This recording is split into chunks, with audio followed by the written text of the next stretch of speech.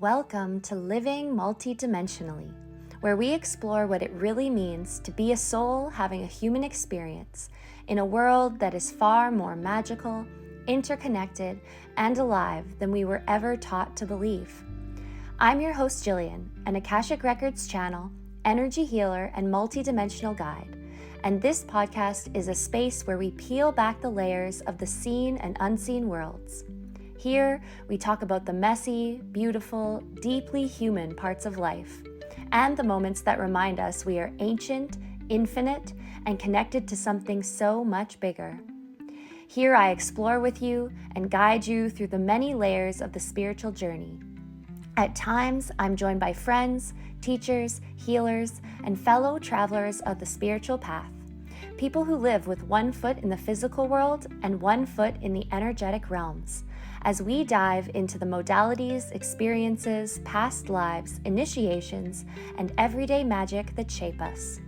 This is a space for curiosity, embodiment, remembrance, and real conversations about what it means to navigate life as a multi-dimensional being, with humor, depth, and a whole lot of soul. So take a breath, open your heart, and let's journey in.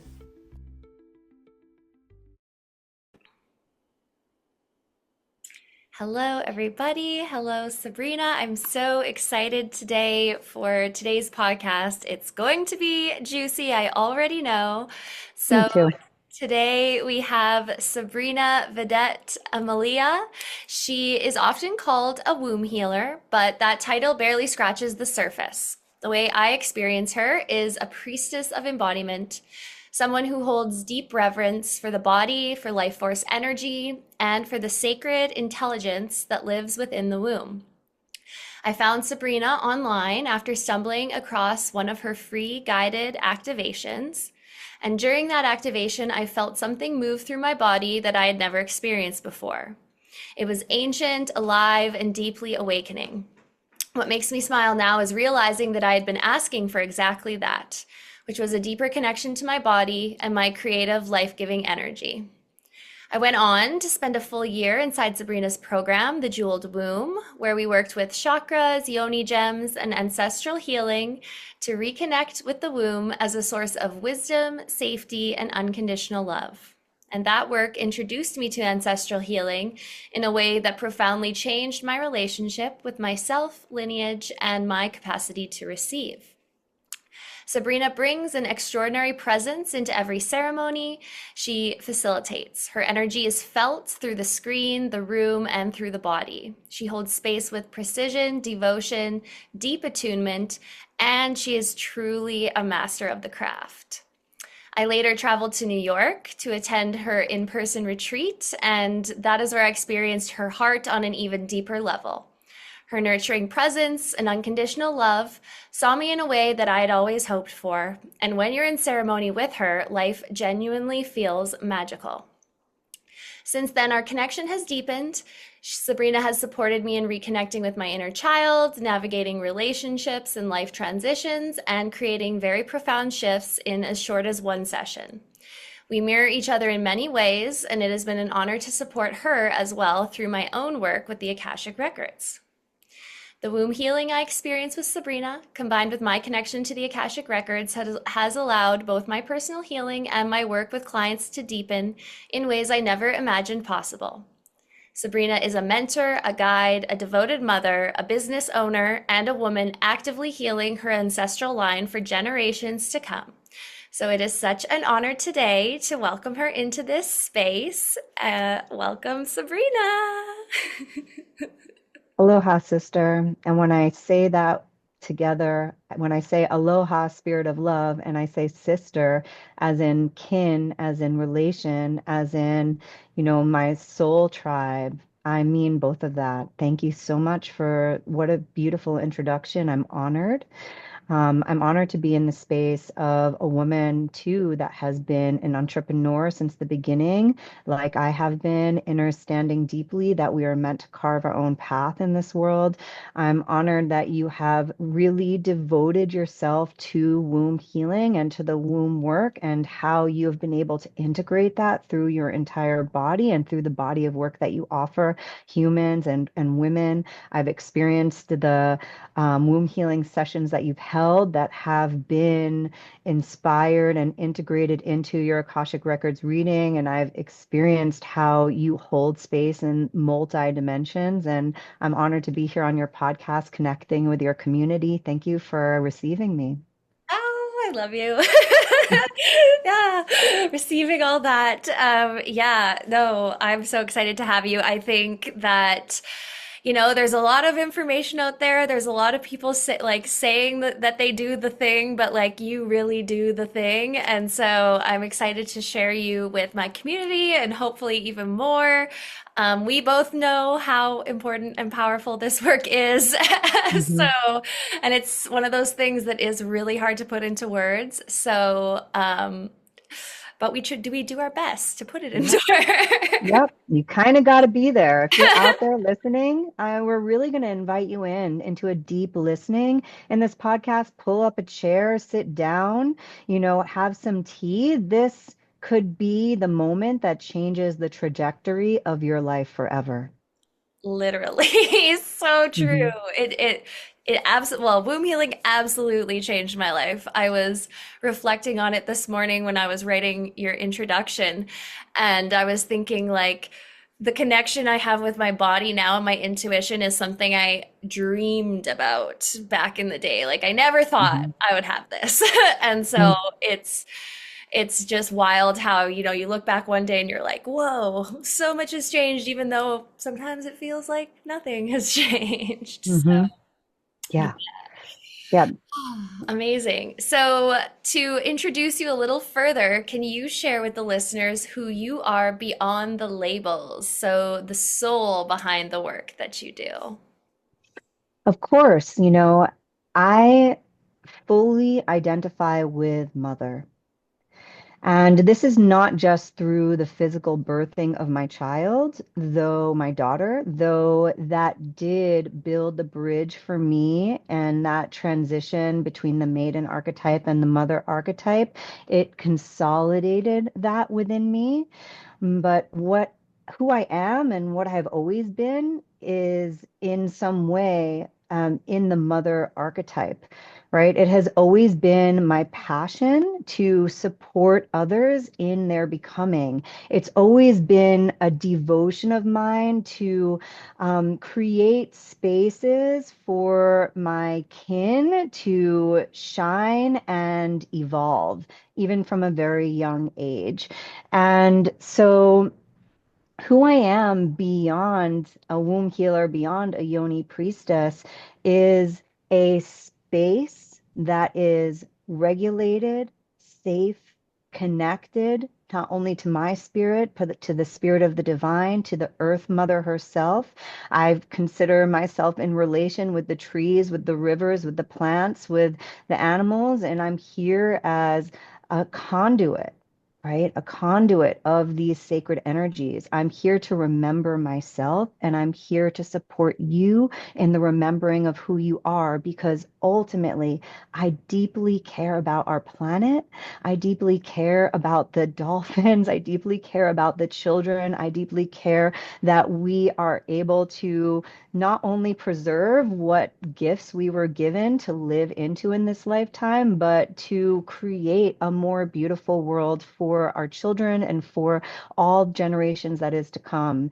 And that's really why I'm here. And it feeds, it's the fire, it's the ignition behind my divine purpose of supporting us all to come back home to our bodies, to come back home to our pleasure. This is a very large aspect of why I'm here to support women specifically, coming back home to our pleasure and to our divine resonance so that we can actually, in these animal flesh and bone bodies, live the life that we were destined for.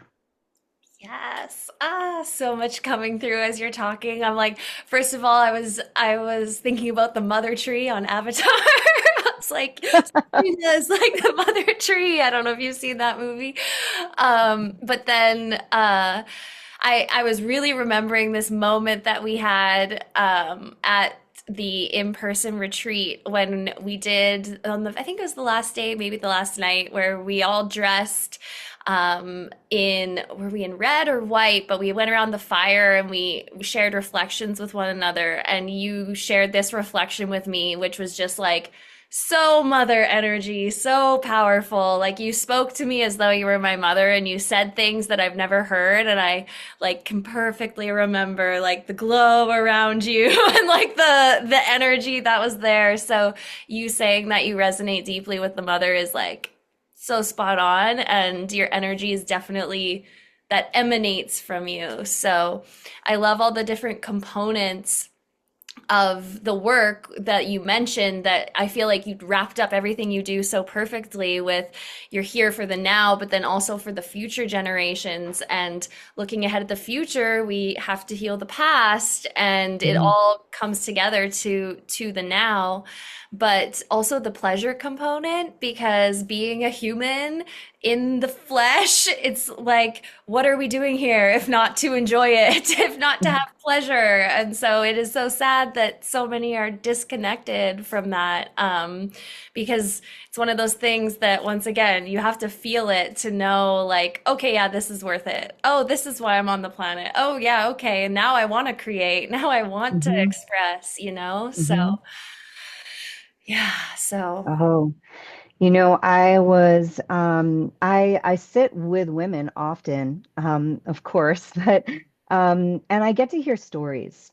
And the stories that I get to hear from women about their lives and who they are, their struggles, what they've endured, their challenges, their visions, their accomplishments, and where they're struggling, and what they desire for themselves and for their families, for their relationships with their partners, for the soulmates that they're calling in, for their divine purpose, right? For their children. I get to receive these stories, and the most common thread that runs through each woman, whether she is 18 or whether she is 60, is the way that she consciously denies herself pleasure Mm-hmm. and doesn't know what to do about it, doesn't know how to change that. And it can be for many reasons. It can be from sexual trauma. It can be from not having a role model that ever showed them how. It can be from being in masculine work environments. It can be from having to overprove, having to people please, having to self-abandon in order to receive love. It can be, there's so many different reasons, but there's a common thread. And because of this, we unintentionally are blocking ourselves from accessing our creative and sexual life force energy, the creative and sexual life force energy that lives in our wombs. And our wombs, as the seat of our power, the holder of our desires, the gestator of our dreams, our pleasure is deeply interwoven in that space. Mm-hmm. And I can't tell you how many women I have sat with that said, I have backburnered my pleasure for 5 years, 10 years, 15 years, 20 years, and I don't want to do it anymore. But I don't know how to do something different. I don't know where to go. I don't know what to say. I don't know how to touch my body. I don't know what to say to my partner. I don't know how to model this for my children. Mm-hmm. And that's when I get to say, you've come to the right place. I know. Yeah. No. Well, it's so true. We weren't ever taught, like, even within the jeweled womb, like talking about, our period stories, or those like things that started that early and before, we weren't taught anything about our bodies or our cycles or our period. Like everything that I've learned about that through the jeweled womb, but also things that I have piqued my curiosity afterwards, like learning more about the cycle and whatnot. It was like I'm 33 years old and it's the first time I'm learning this, And so it's there is no age limit on when is a good time to get in touch with your pleasure. And I think also the safety that you provide and the lived experience that you have is so important because for a lot of people I work with, like even the thought of a yoni gem gives them the ick. They're like, no, no, like it's not even, we're not gonna, let alone put that inside. Looking at it, I'm like, no. And Mhm. it's really sad, honestly, because there's so much, like I think when I think about that, I think if that's how you feel, like, whoa, look at what, like, how far where I compared to what I feel, I'm like, your life is gonna change once you start peeling back those layers because Mhm. I can't imagine at this point in my life being icked out by a yoni gem. Mhm. So, It's funny that you say this because right before we got on this, I was in a connection call with a past student of mine who is a seasoned dance facilitator. And she went through the mentorship portion of the Jeweled Womb. And what she was just sharing with me was she really wanted to work with yoni eggs, right? But she had not found the right person. She understood that she needed to be initiated into the practice, that there's a lot of misinformation going around, a lot of people that are teaching things that have no basis in ancient technique and grounding. Right. And she said when she came into the jeweled womb, she was just so curious how I was going to facilitate a large group of women to work internally with crystals in their body and have this be online and still be a safe, inclusive, and held container. That was what she was wondering, what type of magic that was going to be when she came in. And she, I believe, was in the 2023 um, consort. And she received her deep initiation. She now, is working, she works with her crystals. And she said that a deep part of the magic of what I'm able to hold for women is to be able to have these safe, sacred, intimate, orgasmic experiences alone in your room by yourself in your safe, temple space, guided by my voice. And then being able to come together in the sisterhood circle at the end, everyone beaming, everyone excited, everyone turned on, everyone be like, so sister, like, let me hear about your experience because this was mine. it's so true. Oh man. Mhm. Yeah, and, like that makes me think because I've hosted a couple in-person womb ceremonies now, and Yeah. I've had those questions like, how are we gonna use a gem in a circle together? Like, ooh, but then they do it, and then it ends, and nobody even knows that we all have crystals inside of our yonis. Mhm. And it like the being able to hold the safety is absolutely something that I learned from you because I used to not like even dancing made me uncomfortable. And now I lead women in dance. And I had that reflection the first time I held a ceremony because I was like, giving her like, okay, yeah. And I was leading the group. And then I thought about it after and I'm like, even a year ago, like I don't know if I would have been able to do that because I still felt so like clunky and awkward in my own body. And so, um, as much as it's a practice of getting in touch with your womb, like just comfortable in your own body in general is such a Mhm. huge um, component of Mhm. the work, which is something that so many of us have been disconnected from. Yeah. When did you first discover this? Like, what was your first experience like with this work? Wow. So, when did I first discover women's work? When did I first decide that, I was moving into a space where I'm going to serve the feminine? Is this the direction that we're going? Yeah, like I'm thinking like, we all have those first moments where it's like, whoa, okay, this is some like it's kind of like one of those moments where it hits you. And so if that was maybe your first experience practicing this, or even when you were like, oh no, this is what I'm doing now, whichever calls to you more. Hmm. Um, Or both. well, I can share that for me, I had a history of a long, long history of becoming entangled in emotionally abusive, narcissistic, um, self-abandoning relationships. And from a very young age, I was always attracted to the bad boys. If you were throwing milk in the cafeteria, you were my type of guy.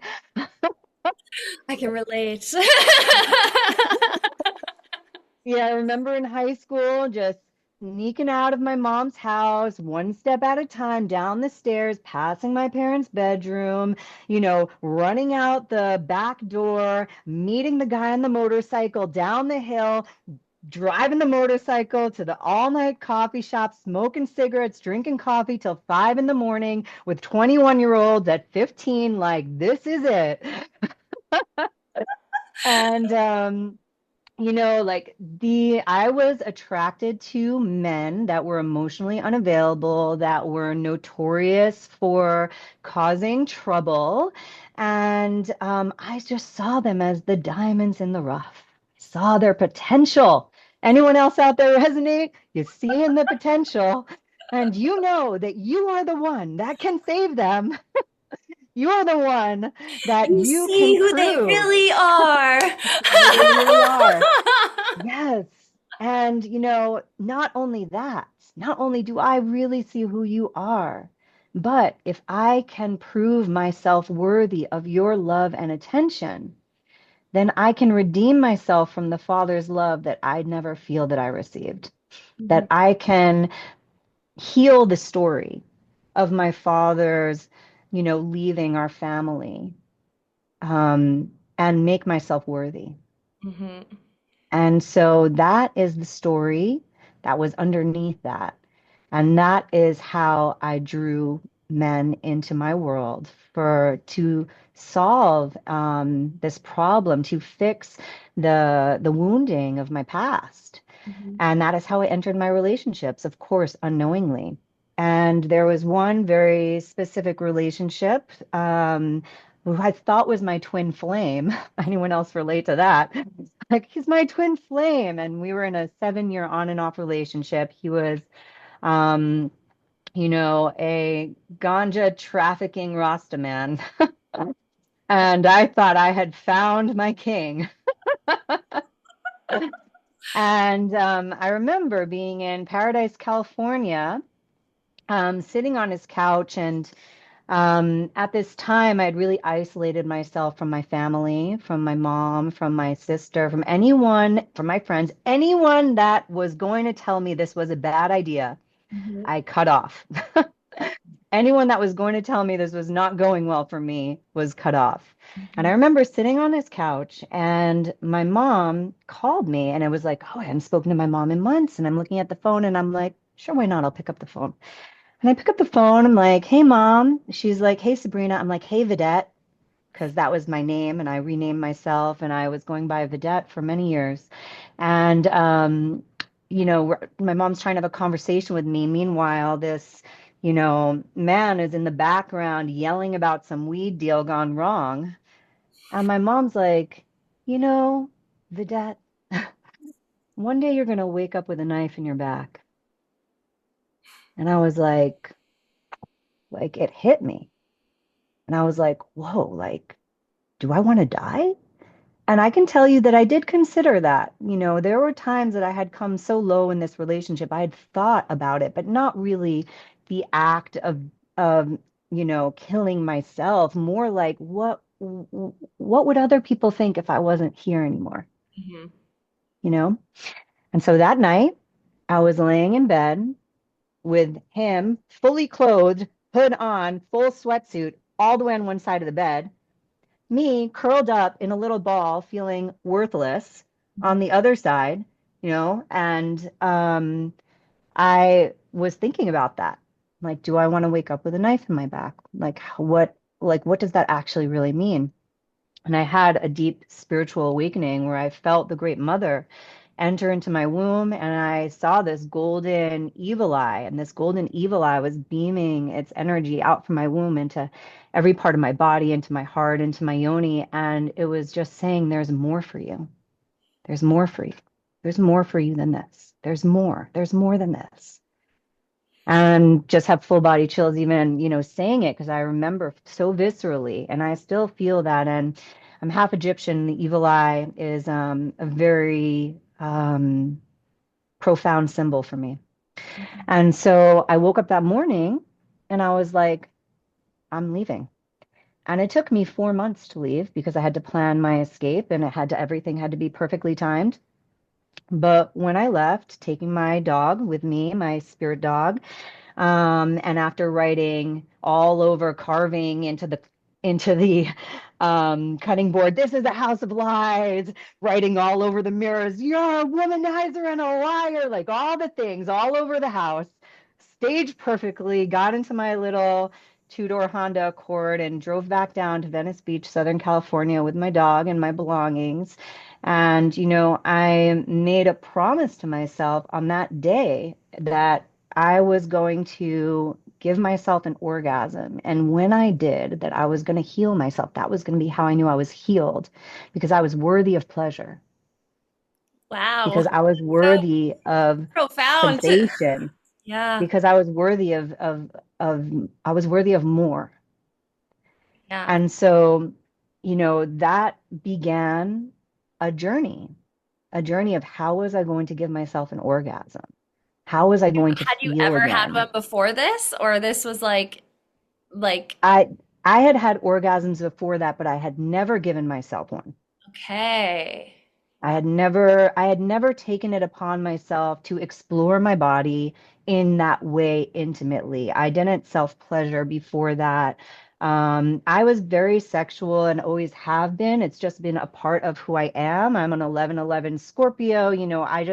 I've always had that deep desire and curiosity for intimacy, love, sex, relationships. Like that's always been a part of the innate fabric of who I am, but I never turned it inwardly towards self intimacy. Right? It was always like the seeking, the outwards, the partner, bring that into the world, and I will play and move and yummy it up, but I never sought a self intimacy, right? Mhm. And so that began my journey into self intimacy.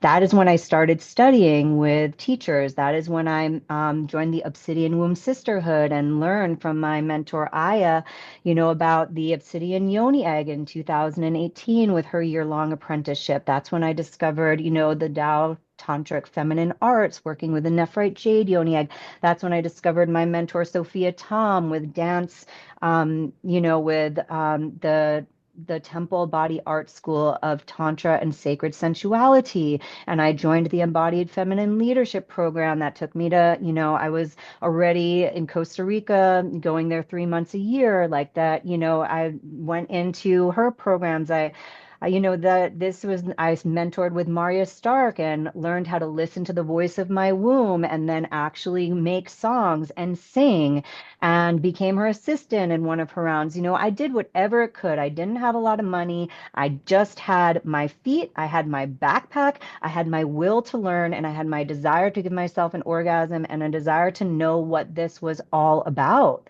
And, over a year and a half later, finally, I was able to surrender myself. I was able to take the masks off between me and me. I was able to recognize that when I'm alone in my room, nobody is watching me.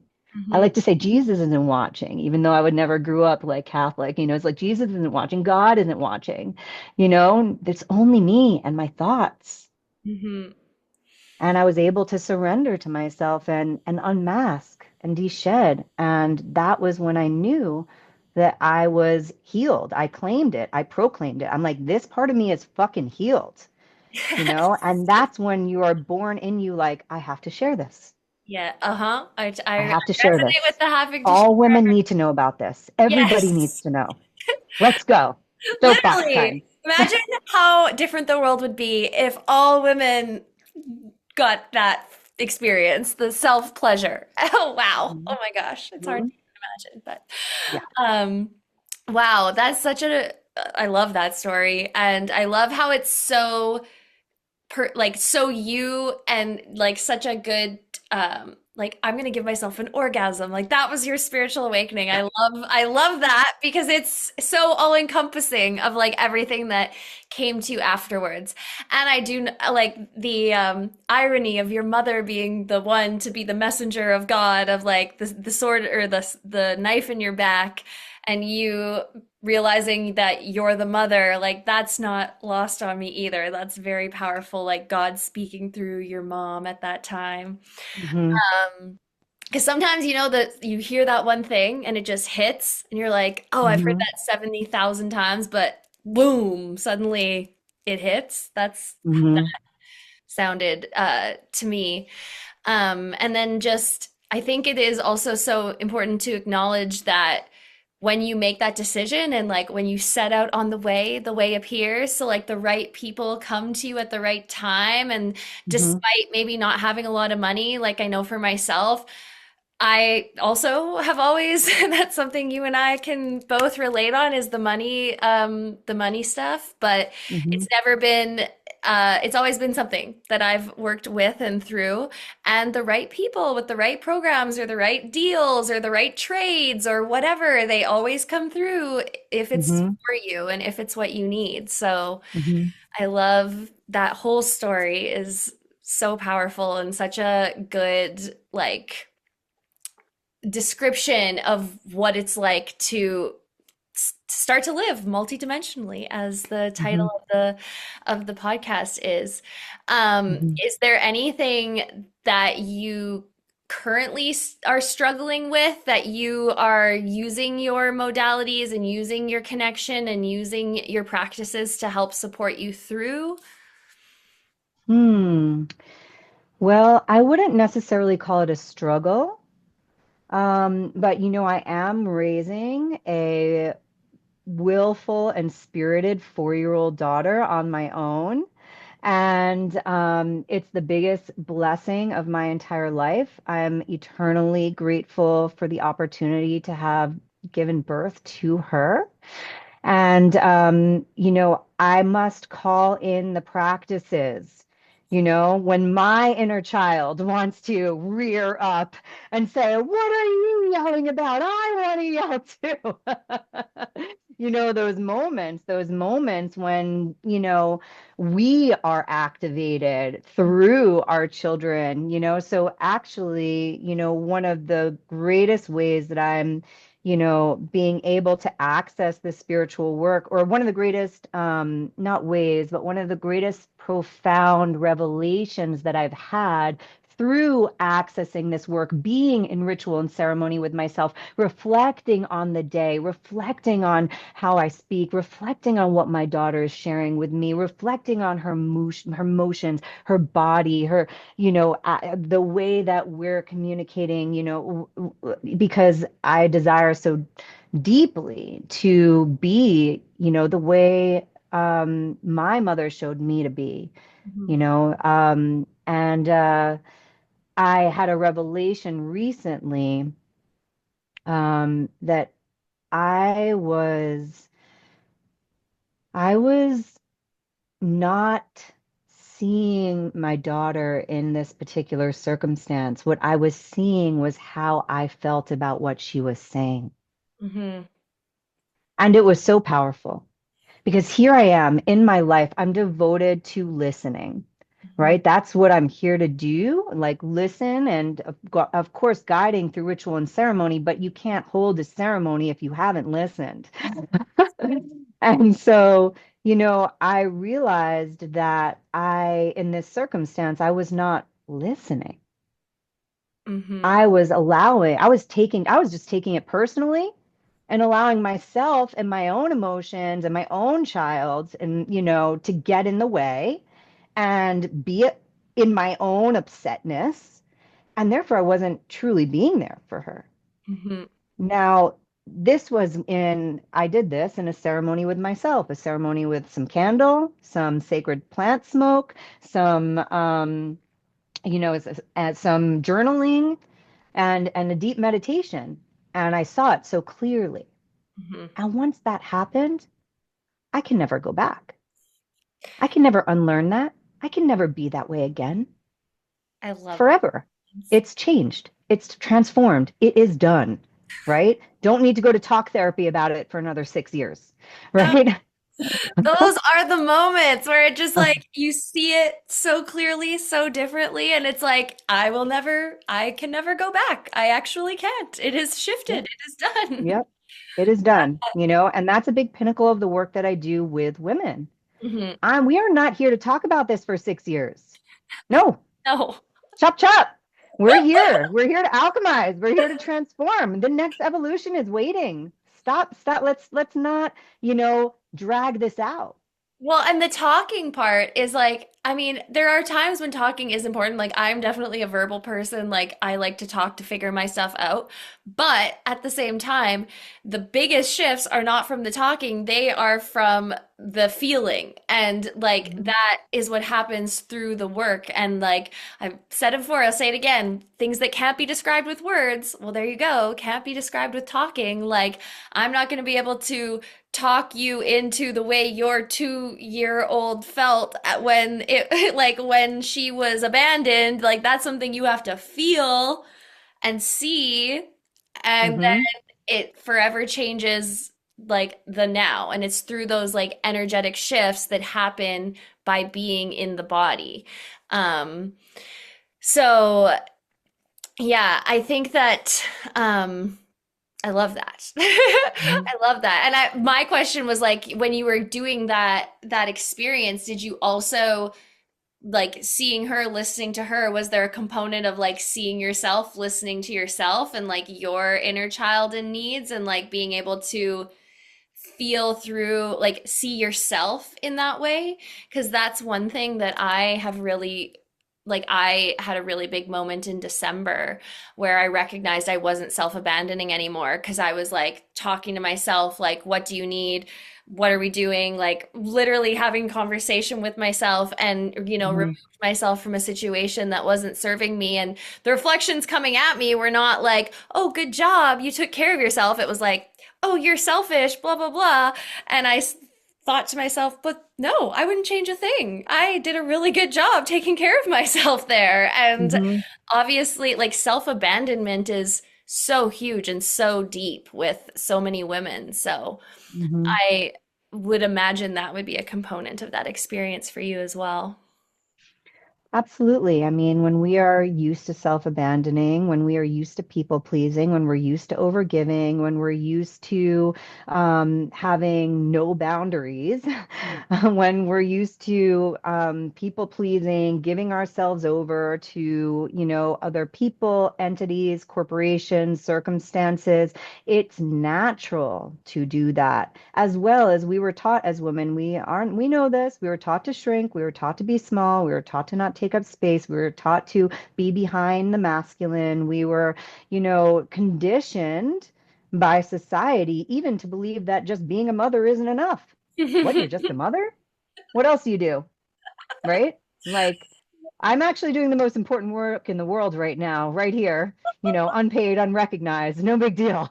Oh my gosh, right? And But then there's the people who are like, oh yeah, and like when the wounding is like within the woman as well, and she's like reinforcing the wounding that is coming at her, mhm, like, well, I need to do all the things. I can't just be a mother. No, you're doing a really important job. And I think with that, like once you are in it and you feel it, then you know it. Then you know this is why it's mhm, so important. Like, because the feeling that mhm, I have is like I'm unstoppable. Like I'm so safe. I mhm, nobody's ever gonna mess with me again. Like, and mhm, that's it's like anchored, but it doesn't come from not doing the work. mhm, So if you mhm. were to like, let's say there's a person that is just getting started on this journey and maybe hasn't even gotten started on the journey, but what would you tell someone? Like, what would be a good first step practice or something that you could recommend to someone everyday practice? I know you mentioned reflection, but if you were just giving, a nice piece of advice to someone. Yeah. hmm Well, that would be learning how to listen to the voice of your womb, but then also to trust it and then act on it. It's a three-part process, and it takes time to build the bridge between. So we're learning to listen, trust, and act, right? And so, it's kind of like that moment, right? When you're driving and you're late and you need to find a parking spot.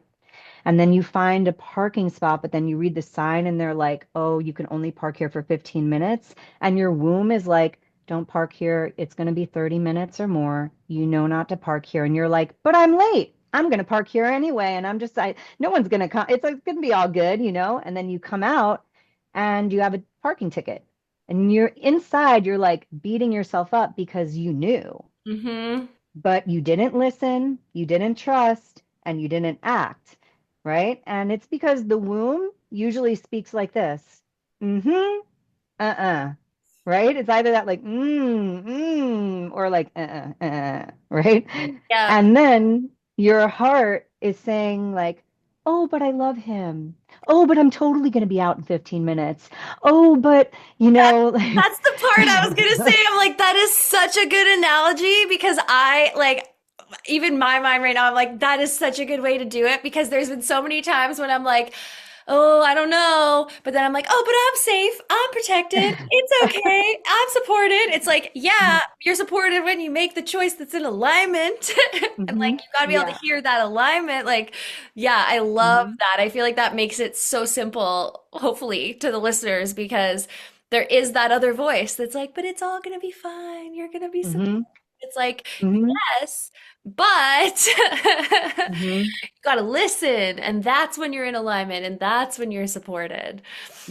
Yeah. Exactly. Yeah. So you've got to learn how, and it's not our fault too, because we have been taught not to trust our bodies, right? And also when we're living so disconnected from our pleasure and from our body and from our innate truth, we've actually thought like that the chemistry that we have with somebody is love, Hmm. or we've actually, gone out on a limb for a friend that betrayed us Hmm. because we wanted to help them or support them, or we actually, like put ourselves out there for our parents, our partners, our co-workers, our friends, and then we were betrayed or abandoned or hurt. So then we're like, oh, but I can't trust my womb.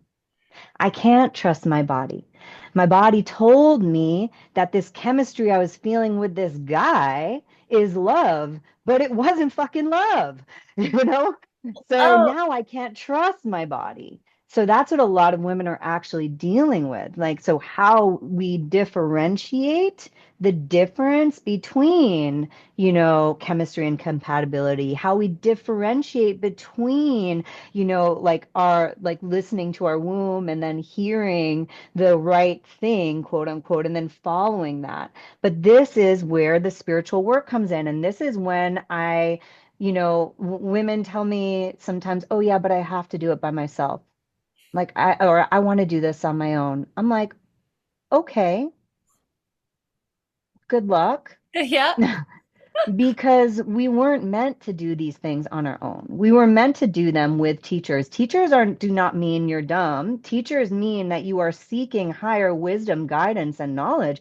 I don't know where I would be without my teachers, without my mentors. I'm so proud to call my mentors my mentors. I don't know where I'd be without the sisters in my circle to reflect back to me, you know? So it's like, we could stay on the hamster wheel trying to figure it out by ourselves, or we could go and seek the support that we need so that we can evolve. Because when someone is leading someone that's skilled and connected to the divine, to the spirit, to the ancestors, and they're leading you through a process, you can see clearly what is chemistry and what is compatibility. You can see clearly what is ordained and what is clearly low vibrational limiting beliefs. Hmm. But it's very hard to do all of that, schizophrenic work on your own. 'Cause it literally is that. There's so many voices, but you gotta learn which ones are the voices. Because, like,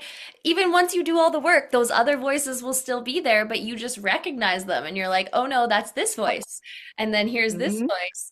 I Hmm. loved what you said. I feel like there is so much potency in all of that. And it is back to that self-abandonment. Because I feel like self-love, self-abandonment go hand in hand. But like you saying, oh, well, I did that thing because I'm a loving person and this is who I am and I give love. And then like I loved that part because I can see there's so many people, and I mean I was one of those people too. It's like, well, I do this so I deserve the love, and it's like, but you're not listening to yourself, so you're actually abandoning yourself. You're actually not giving love. It's such a jungle gym, but I Hmm. loved that part because I was just like that part. I can think of on my head in my head right now some women that need to hear Hmm. that. Yes. Of like, oh, but I'm giving love, so yeah, why aren't I getting it back? Because you're not listening to yourself and your body is saying no. Mhm. Yeah, when women come to me, I have chronic UTIs, I have dryness, I have period problems, I have PMS. I'm in extreme pain and cramping when I'm bleeding. It's like, okay, well, let's talk about your relationships. Let's talk about in your inner child. Let's talk about, you feeling, you know, visible, and it all. And I used to call myself an oracle of the blood because one of the foundations of my work is as a vaginal steam therapist, and one of the first things that we do is we analyze your period, and you can see, oh, where the sexual abuse is. You can see, oh, where you had to prove yourself. Oh, you can see where you're a people pleaser. It all shows up in your period. It all shows up in the blood. And that is one of the real basic foundations of how I can be a spiritual guide. Mhm. It feeds into each other. The spirit feeds into the physical feeds in the spirit, but the writing is in the blood.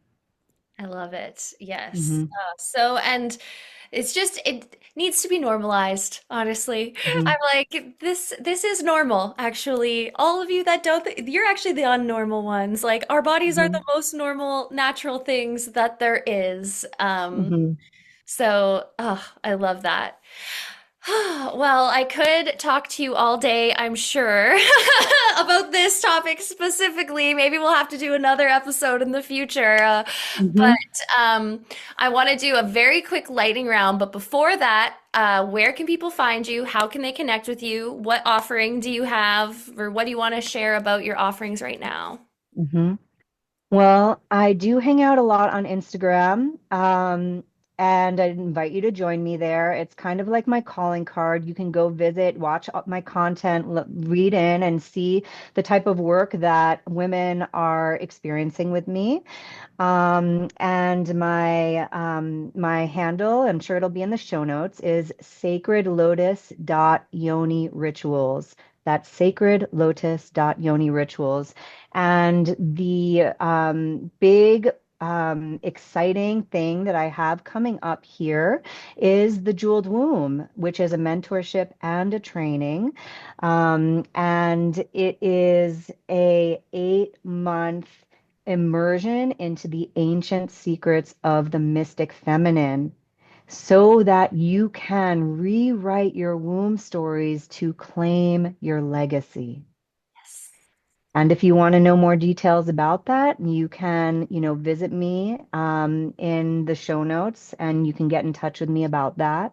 I'd love to connect with you to find out if being in this safe and intimate space is right for you in your journey. And if you are feeling just even a pinch of a call, or maybe you're feeling the opposite, like a either one of those are probably a sign that it Oh, might yeah. be for you. Because it's not Hmm. like when you're learning to hear the yes and the no, sometimes there's the old trauma, which you will work through in the jeweled womb, but there's Yes. going to be those other things of, oh no, that's gross. I could never do that. That's not for me. I don't know if I'm ready. Hmm. I know all those voices. And if you're feeling Hmm. them, it's actually maybe a sign that you should do it and take the leap, because you will Hmm. be supported and held. And it's Hmm. like if this is what you feel in the call, that you couldn't find a better person to lead you through it. So, amazing. Okay, so we'll do very quick. I'll ask you a couple questions. What is your sun, moon, rising? Okay, well, I am a Scorpio sun, right in the middle of the sign, very mysterious, very dark, very deep. We're going deep, ladies. Um, and I am a Virgo rising, right? So I'm bringing in that pure virgin aspect of, and also a beautiful structure and organization and clear vision.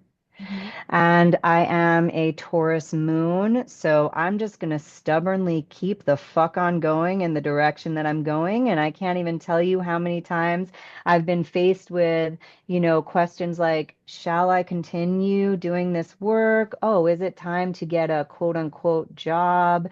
And all kinds of things like that. And Taurus moon just says, nope. We just keep going. And, it's been 20 years as a entrepreneur.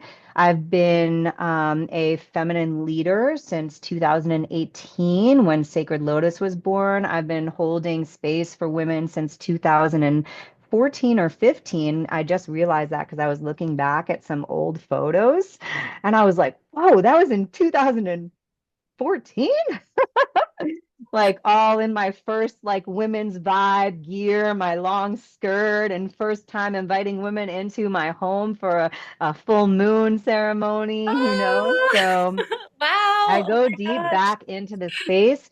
This is my life's calling. I'm here so fully embodied in my divine purpose. I am so clear that there's nothing else on earth that I'm going to ever be doing. And I'm also so honored to be raising my daughter in this lineage, in the lineage of ceremony, in the lineage of sacred spaces. I'm so honored that my daughter has so many beautiful aunties from around the world, co-facilitators, students that have become best friends. The community, the Sacred Lotus community is deep, it's vast, it's wide, and it's what I've always wanted. I've always wanted to have a tight circle of women that I could lean into, that could lean into me. And one day I'm going to create the space for us all to be able to actually fucking live together like we were ancestrally meant to, that we will all be our children and our children's children will be vibing, we'll be making food together, we'll be growing things together. I see it. I've seen it for a long time. If you want to be a part of that vision, come on in. Let's do it. I see It's so much about grid time. I keeping. want As you're to, talking, I'm just like, woo, the globe is yes, split you up. know, and we'll leave it with this. My mom said to me a long time ago, many years ago, she said, Sabrina, when I was in my early 30s, I'm 44, she was like, Sabrina, you don't have a 401k. You don't have Social Security. What are you going to do when you get older? And I knew from that moment. And I said to my mom, my 401k is my community. Mm, My Social Security is my soul tribe, mm. and I've lived that truth. And I believe it and I see it and it's manifested and continues to manifest every single fucking year. And so, that's what we're gonna end that with. Oh, amazing. Oh, yeah, what a powerful way to end. I'm like feeling it. I'm like, whoo, it's so powerful. Sometimes you forget, right? When you do it all the time, you're like, wait a second, I connect with women from all over the world. Like that's insane. I love it. Well, thank you so much for being here, Sabrina. We'll definitely have to do this again. I feel like, yeah, this is such a great topic that needs to be talked about. And to Mhm. everyone who's listening today, thank you so much for being here. Definitely please check out Sabrina and let us know any comments or questions that you have. We're happy to answer them. But yeah, until next time, it was lovely to connect with you today, Sabrina.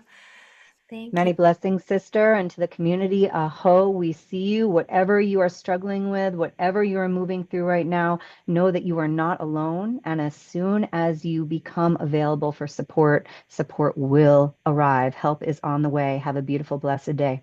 Aho, see you later. Thank you for sharing this space with me today. If something in this episode resonated, let it land. You don't need to understand it all right now. Integration happens in its own time.